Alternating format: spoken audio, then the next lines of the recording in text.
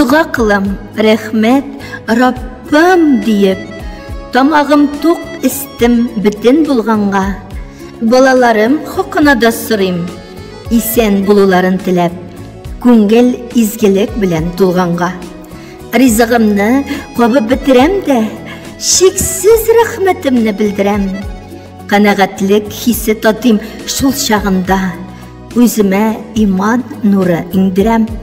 Онытмыйк бер кайчанда Раббыбызны, без зурласак, ул да онытмас. Ике арада булган барлык иман нурын изге итеп саклар, корытмас. Автор Гөлнур Галимова.